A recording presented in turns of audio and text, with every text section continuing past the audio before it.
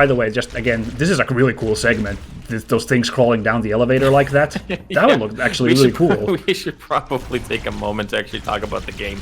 So yes, this entire section, everything to do with these little guys, everything to do with the this kind of Sorry. let's run the hell away from the flood sections have always been my favorite bits of Halo.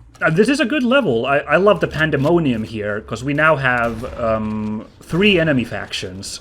We have the Covenant, the Flood, and Guilty Spark, and it's all coming together in this level. Like, it just feels like this giant mess, like the situation is deteriorating. Yes, and it is a nice sign of the war that is about to come in the sequel. Of course, when this came out, we couldn't have known exactly what it was building up to. But even then, it was kind of like that. This is hectic compared to how routinely the whole thing started. Yeah, that's that. Even though this is a lot of like retreading, and there still isn't like a whole lot of changes gameplay wise. They have a really good like Act 1, Act 2 switch in this game. It is, yeah. I'm kind of And curious. I think we spoke about this in one of the earlier episodes. Is the fact that Halo at the time was known for pulling the rug out from under people's feet. Yeah, it was a defining thing. I don't remember anymore if I knew about it beforehand. I think I can't remember that far in the veils of time anymore, but it has been about 20 years or so. Well, yeah, it's been almost 20 years since the 20th anniversary was my motivation for doing this Let's Play. Right, so whew, yeah, it's been a while, and since we are a lot older. I was, let's see, 20 years ago I was 14. So yeah. Oh goodness, I was just at the beginning of my teens. Yeah, I was hold on, 2001, I would have been 12 years old myself, yeah, so also really beginning of formative years. Yeah. Although I did not play this in 2001, I got a little late on board, because I was playing the PC version, and that port came a little later, so, but still, around that time era. It was before Halo 2 came out, because I was on board, like, with the hype train for Halo 2. Yeah.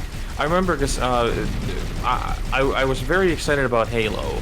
I wasn't excited about almost any of the other stuff on the Xbox at the time, and this was the time when they had the ludicrously big controller for it. Yes, I mean that's the whole meme with Xbox still to this day. I think is that everything is huge about the Xbox. Right, and it was the nonsense. Well, what was it called? Is it the Big Boy, the Big King, something like that? The ridiculous controller that was so big that as a 14-year-old I couldn't even reach the buttons on different places. It was certainly awkward, yes. Yeah, but oh wait, we're going backwards. Where are we going? Well, we took the elevator. I think we came down from there, so I think we need to get to that snowfield, which is this way. No, it's not. No, we're lost. Okay. But yeah, I remember distinctly being excited about it. And this was around the time, the early 2000s were the golden age, from what I remember, of flea markets in Finland, because the recession had just started to clear out. And no, I think we were supposed to take the elevator down. We were still at the top. The checkpoint was before we rode the elevator, so I got confused. I thought we were at the bottom of the elevator. Yeah. Again, these people don't have any sort of OSHA compliance with, signage or anything. Yeah, no, at least no, like floor 2, floor 1. Yeah. Floor 2, universal life-ending threats. Floor 1, underwear. Yay! Yeah, I could use a pair. Lamps. Yeah. But yeah, and I remember that this was like there was like a flea market opening every week or so, it felt like, to the mind of a 14-year-old. And I remember one time I was just wandering around, and this was about 6 months after the Xbox came out, and somebody was selling an Xbox. Ooh. What a catch. They weren't even asking a lot, because it was like just the Euro had just started.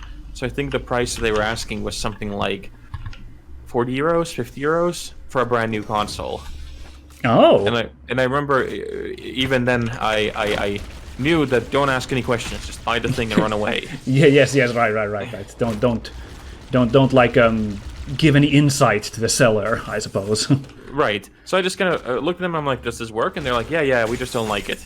I'm like, "Okay, I will not question this." Took the console, got home, and like it came with 3 or 4 games, including Halo, and yeah, Sweet we went. deal.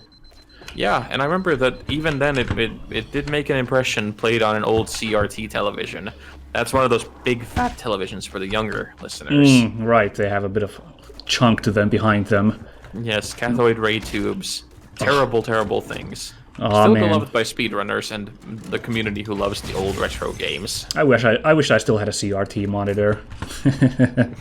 The monitors for gaming, like on PC, apparently are still really good because of the whole how little latency they have to them and all that. Yeah, they're really nice in that front. I'm just a nostalgia sucker, is why I want it. I don't really care about the technical Right, details, I get but Well, but I mean, yes. we have a bunch of the old retro consoles at home, and I do admit that sometimes I do think that it would be nice to have like this moment of, going back to your childhood and hooking up the SNES on an old CRT television and just sitting in front of that. But there's just no space. There's just no time. Well, Time is the great enemy. I'm amused back when I helped my friend get his first HD TV, or well, anyway, like it was like a proper huge flat TV. I think it was HD, and Okay. the first thing we tested out on it, I backtracked. God damn it! Watch out. You got stuff coming after you. Yeah. The first thing we tested on it, we plugged his old NES on and we played Ninja Turtles 2 on it. We were both like, yeah, this is really getting our money's worth out of this humongous television you now own. It feels good. Yeah, that's exactly what you're supposed to do with it. Oh, okay, back in the saddle, and not this way. We came this way. This time I'm pretty sure we rode that damn elevator. Yes, we did. Yeah, I think we did the same thing maybe 4 or 5 years ago. Before we moved to the States, I had managed to trade an old television for a projector because we had a big enough place to mount a projector and a screen. Nice. And we also did the same thing. We put the NES on and we played the original Mario on it. And that was also one of those where you're like, oh yeah, this is exactly the kind of use you need to get out of a full HD projector on a 100-inch screen. Oh man, I'm sure my family members appreciate me using all this money for this purpose. Yeah. No. My wife was there. She was all into it. Oh, I can Because imagine she's actually super into that. So yeah. Yeah, because she could play Dr. Mario, which she loves, Ooh, on the nice. big one. And it's still not the silliest use of the technology. Is that a friend of mine used to work for a movie theater, the same chain that I used to work for way back when. This is when we had multiple film theater chains in the country, and not just one. Ah, okay. Speaking of back in the day. Speaking of back in the day, this was years ago. Oh, I got shot by a banshee. Oh god, I'll try to get some distance then. Yeah. He and those guys, for their Christmas kind of celebration thing, they had an old GameCube hooked up to a movie theater projector. Ah. And they played it in one of those theaters. I think it was only like a smaller one, so it was like for 200 people maybe. But it's still, we're talking about a pretty big screen to play something like GameCube. And apparently, from how he tells it, you could like see the individual pixels everywhere because it was just not meant for that size. Oh, be careful with that ghost. It's completely shot up. That's why I took this other one. Okay, I'll be very careful. Oh, there's a wraith. Yeah, I don't know. This damn wraith got us the last time, and there's apparently no checkpoints nearby, so I really gotta play this carefully now. In fact, can we just make our escape? Yeah, can we just... I already fell into the hole. Alright, well then, you know what? You guys enjoy... Oh god, Yeah. this banshee. Oof. You guys have fun with whatever it is you're doing. We're just gonna go over here now. Ooh, boy, is it foggy here? It is a bit foggy. Weird. Hold on, let me turn on the old graphics. Hey, there's a... Yeah, the old graphics don't have the fog. That's an interesting choice. It is. I'm gonna grab this warthog. I guess it's an attempt now, like, you know, to address the whole, like, this is the same level you're playing, to, you know, vary it up somehow, basically. Yeah, this is some big brain energy. It's like, they can't tell that they're playing the old level if we don't let them see the level. Oh shit, someone's taking shots at you. Oh shit. Hold on, I will grab the driver's seat. There we go. Or sorry, drive a gunner's seat, I meant, sorry. Yeah. It's a good thing this is a 4x4. Yeah. These fellas tried to grenade you, you sneaky gits. It's probably also good to get some handling on this thing, considering what's ahead. Oh, there's some new Banshees. We probably want to grab those to get up to the second thing we're blowing up. Here we go. Let's hop out. I'll just take out the... Yeah, there we go. Elite's down. Whee! Oh shit, there's another Wraith. Take off, take off, take off, take off! Whew. Okay, spacebar apparently hits the brakes. That's good to know. Oh, nice. The air Oh, there's more brakes. Banshees up here. Oh, oh god, oh god. Space combat. Ugh. Alright. Got us a landing gear. I read that there weren't Banshees in the original multiplayer on the Xbox Halo. Apparently they first appeared in the PC port. Oh, the apparently. multiplayer? I think so, yeah. To indicate just how long ago this was, we did not have internet at the time. Oh. Because this was before. I remember we got internet into our place, an old DSL, in 2001, just before Lord of the Rings came out. Ah, so you could download the trailer. So I could download the trailer. Yeah, smart thinking. Yes, and I remember that back then it was such a big deal to have I think this was a 1 megabyte connection. Oh, okay. Yeah, that is fast for that day. Yeah, so it was one of those like we were the coolest kids on the block for anybody who cared about that stuff, and because it was the internet's early days, nobody did. Yeah, it was a rather small audience for that. Right. Holy shit, more of you. Generator overloaded. One more to go. Okay, good job. Oh god, there's a rocket launcher guy here. I'll try to kill him quick. Yep. The pistol does almost nothing on these guys. Oh no, I imagine it's not great. Ooh, the rocket launcher guy blew himself up. Oh, lucky shot. Yikes. Lucky. Ugh. Yeah, but about the Banshee, I believe there was some balance issues with it in multiplayer, which is why it wasn't in the Xbox until it was in the PC port. I remember, because the PC port also had a special rocket warthog, which had a rocket launcher instead of a Gatling gun on it. Oh, okay. Yeah, but it was much slower than the Gauss gun warthog that was in Halo 2, so it actually wasn't even that great against the Banshee. I don't remember it being that great at all, honestly, the rocket warthog in that, but yeah, it was. I think there was some idea of we gotta try and balance this, but they were still looking for it. Right. Oh, where's the other Banshee? Yeah, I'm just like, well, how am I supposed to leave here now? Okay, let me just clear out the... No, but the problem is, like, one of us is just gonna have to go and have the other teleport to them, because Well, I mean, I died because of the... Okay, then looks like cannon. that's me, then. Yes. Adios, fellas. Yeah, But yeah, I remember that's I awkward. didn't get to play any of the Halo multiplayers until, I think, Halo 3. Because the Xbox, let's just say the original Xbox did not have a great online access here in Finland. Oh, it was I not, imagine it wasn't designed for super it. good. No. Yeah.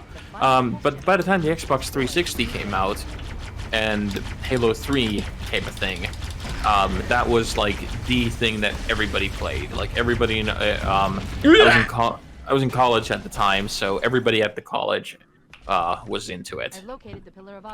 Okay, I can imagine. I've always that was the time actually I kind of dunked out of consoles myself, so I like completely missed out on all of that. But yeah, I do remember that all the way from Halo 2, it's just been an event whenever a Halo shows up. The last two ones have been kind of under the radar. Now Infinite is kind of regaining some of that groundswell, but right. I remember when Halo. Which one was the one of the newer ones with Nathan Fillion in it? Oh, he's in several of them, aren't they? Oh, why do I keep dying in this part? Fuck! That's alright. Okay, I'm gonna... One more try. Where he was like one of the leads. So I think Halo 4, 5? It has to be one of those, probably, I think. Yeah. I think it's 5, because it's the one that Bungie did not make. Yeah, they stopped making... I think 4 was also not made by them, but Okay, well, anyway, one of those ones, and I remember that one in the States at least had because we were living in Texas at the time, and that was one of those, like, the marketing for that was everywhere. Like, you could not get away from it. Like, if you went to the movies, they showed you the big opening cutscene, and they had, like, the whole Muse playing it. Oh, you were dead. yes, I was. I just realized there are rocket launcher flood in that corridor, and that's what keeps killing me. Oh, God. okay. This is gonna be rough. Well, I'm gonna try. Only thing I can do here is I'll take out these cannons, but Yeah, after that, I just can't do anything. I'm just gonna try and, like, I'm gonna try to trench run this damn thing real quick. Yeah. But, oh, that's interesting. The moment you get to a certain point with the Banshee, all the enemies from the top disappear. Oh, what? They just stop rendering. Like, there's a guy who was shooting at me, and then the moment you got to a certain point with the Banshee, they just disappeared. The game weird. just stops making them a thing. Okay. There we go, I'm back. That's useful. Now you went on a run because there are several rocket launcher flood right behind you. Boing, coming. Now, wait a second. What the? Open the door. Oh. Whee! Okay. It'll open like that, I guess. Oh shit. For a second I thought we went the wrong way because this whole thing was closed down. No. Oh no! Watch out! Watch out! It's the blow up boys. Oh God. Oy. I think this is one of those things in this game that was like a blessing in disguise, because they didn't at the time have the rendering capabilities or the technology to make really hugely detailed environments. Yeah, I'll So they show had the people the regular old graphics real quick here. This is what it looks like normally, and it's yeah, not quite detailed. Right, I'm also dead. Oh shit. Okay. But then that also led to the fact that to create this kind of like operatic, huge space environments, they had to make them really big so that then your imagination would fill in the gaps from the places where the rendering stopped. Right. Right. And I think it's something that in this game, as we've talked about it before, still works to their benefit. Because it's still fun to see this sheer scope of this whole place. Like, this is a tiny little hangar, or should be a tiny little hangar, and then in their hands, because of how they've built it, it's this massive cavern, Cartoonishly huge. Yeah. Yeah, cartoonishly huge, and you can like see if you look down, like there's this kind of ominous light source from the bottom, indicating that there's something even more down there. Oh really? Hold on. Oh yeah, you're right. It just goes down forever and ever. Yeah. Yeah, and they've kind of hidden the fact that the actual, the map stops there, and there's no actual skybox or anything. But it's really clever. It's the Michael Bay style of production design. Make it huge. Yeah. Well, also because like Michael Bay, when he shoots, he uses like this is slightly technical nerdiness, but feel free. important for what we're talking about. Michael Bay shoots with really long lenses to create this kind of really impressively up close image. So it looks kind of flat because of how far the lens is shooting people from. So it makes people look really big. All their features are kind of like interesting, monstrously huge.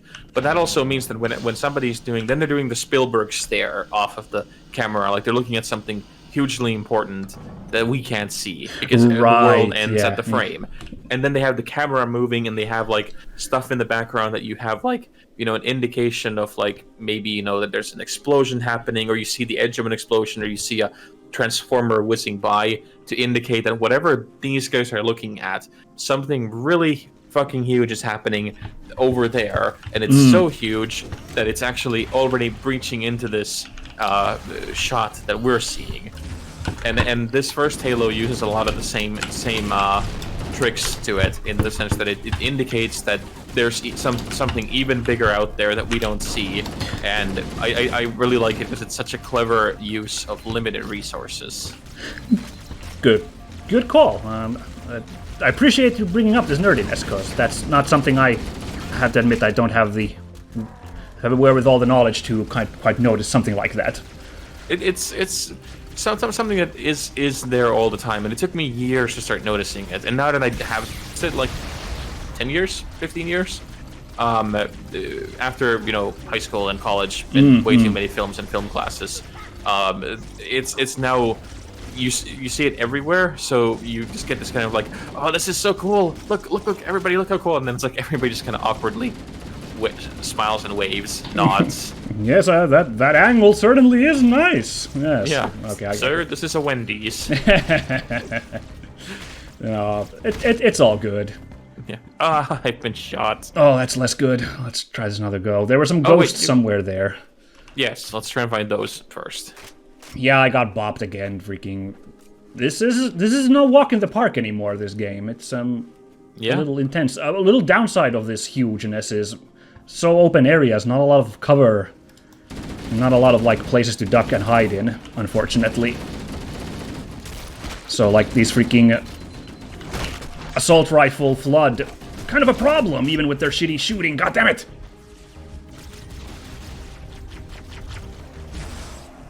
Yeah, and I mean, Banshees are terrifying in this situation. This is, like, really bad. Yeah. To fight them here. Oh god, someone's got a rocket launcher. Yes, I am dead. I got cannonballed with the rocket launcher. No, but I do appreciate the giant everyone's fighting everybody fracas going on. Like, in that sense, it's all fun, but yikes. Yeah. It's interesting. In the original graphics, this scene has, like, this kind of really gentle snowfall, which lends to a really interesting, like, mood for the fight. Kind of juxtaposition. Yeah. It's the same way how actually one of your videos that I just watched from you, the sniper wolf fight, where it's like this gentle snowfall begins to come down as the whole awfulness happens between her and Snake. Yeah. That's true. That's true. That's well, it helps that we're in snowy areas here, obviously, but... Right. But then in the remaster, they've opted to take that away, and it's instead this kind of image of a blisteringly cold night, and you have a full moon right on top of us. That's true. Cool. Which is interesting that they have a full moon on top of us when we're still, as far as I can tell, we're still on Halo. Oh yeah, we should see the freaking ring there. Right, but we don't see it. We see the moon instead. Which I feel this must have felt like a really cool idea. I don't understand how the logic of it works. I agree. I think you can maybe kind of say it's like kind of atmospheric occlusion might be hiding the ring, the lighting and the right lighting and the the same way like if you're in a bright building looking outside you don't see any goddamn thing in the dark. Yeah. But I don't know. That moon's really confusing. Although I will say I had a goddamn I am stupid moment once we were done recording last time. The Halo control room had that hologram planet, and we were briefly like, wait, Halo's orbiting a planet? But then I realized if it was orbiting a planet, we'd fucking see it every time we look up. Like, we wouldn't see the opposite side of the ring ever if there was a planet. Right, no, so we obviously, would just see the curvature of the Earth. Yeah, we'd see the planet. The planet above us, like, floating. Like, I was like, oh god, I'm such an idiot when I, like, realized that. Wow, they wiped me out quickly this time. Oh god, okay. Oh god, good. I was so far away, I was dealing with this weird little patch of flood here. No, but yeah, no, this level design is starting to wear on me, this giant open area with a Banshee on your ass. Okay, good, I got both of the turrets, but another grunt jumped in them. I do appreciate that this plasma pistol, that when you load it up, it has a little bit of a sway that's put onto it, that it kind of auto-targets the enemies. It makes it makes life just a little bit easier, so you don't have to constantly be calculating, like with a sniper rifle, where you're supposed to be shooting or how much lead you need. That's actually, really nice. That's kudos. That's probably some, like, console stuff, console first thing. Yes, there's a really interesting article that the Halo guys gave where they spoke about, just how much thought and how much work went into thinking of, how much do they give, help with the aim assist. Interesting. How much they have to, create those fake movements to the controller, because the controller, like when you use a controller to play this game, it's not one-to-one. There's a lot of buffering and a lot of enhanced stuff that goes into it to make it feel much more naturalistic. So I think there's the science behind it and the math behind it is really impressive, and it's stuff that I don't fully understand, because they talk about a lot about the concepts of, you know, how the mind works and how your reflexes work. Oh, okay. And yeah, no, it that's just some makes real me- deep thinking right there that I wouldn't know it- about. It makes me appreciate the entire, you know, how much design goes into a game like this on it, especially when they were trying to create something new, because Bungie was known for the longest time as the king of console shooters, because they had such a good feeling to their shooting mechanics. Yes, this was kind of the golden standard. Like, before this, it just wasn't believed that you could really play first-person shooters on a console. So yeah, absolutely, that's a well-earned reputation, I'd say. Right, and I remember the early days of like the first PlayStation first-person shooters. Like, we're talking the first Medal of Honors. Oh yeah, they were on PlayStation. You're right. Yeah, Yeah. those weren't great. They haven't aged well, because like I remember loving them as a kid, and especially because they were produced by Steven Spielberg, and I was just everything that Spielberg made I had to try out and yeah, I go get and that. watch. But like I went back to them with an emulator about a year or two ago to kind of like have this moment to see like, hey, is it as good as I remember? It's not. Oh goodness, it's not. Wouldn't be too surprised, no. No, it has aged pretty badly. We're supposed to probably find a wraith or so, because we're supposed to go way up. So Yeah, I wonder if the quest is we have to go this whole canyon, and there's like banshees at the very end that we can then fly back down the canyon. that makes sense. Well, I don't know. I just triggered a bunch of enemies to show up when I climbed that hill Yeah, onwards. there's a so- wraith at the very end. Oh boy, I'm gonna try and stealth for once. Gonna run around these rocks. Uh-oh. There's some flood here. Whoa. Let the main flood deal with that wraith. Well, I mean, distracted, I suppose, is the better... Yes. There's two wraiths here. This is brutal. Yeah, and our banshees are right in the middle of all this. They're Alright, at the very end next to the wraith. Oh my god, something blew up the wraith. Oh no, it's not. It didn't blow up, but someone took a big shot at it. There must be a rocket launcher flood somewhere, which is just great. Now, I'm actually doing okay with my stealth mission here, but now one of those wraiths, I think, is on me. Okay. Alright, I have shit. successfully jacked a banshee. Let's see Yes, if... I did not, so just fly away, fly as fast away as possible. Alright, looks because like it's up I to got me. shot with one of them. Okay, don't worry. I will clear them and let them party over there. Honestly, I kind of like the idea that you just let them fight each other. Something fun to that idea. That you don't need to fight everybody. Oh. My parking is always the worst. Oh god, I haven't seen these fellas in a while. Just give me a checkpoint for God's sake! Just run inside. Ah! This is awful! Oh, you see their lasers tracking there? I think I gotta blow them Okay, up. yeah, I'm back. Oh, nice. Okay, well that helps things a lot. Oh, sorry. Ow! That was unexpected. Oh, good, more of them. Luckily, they blow up relatively easily.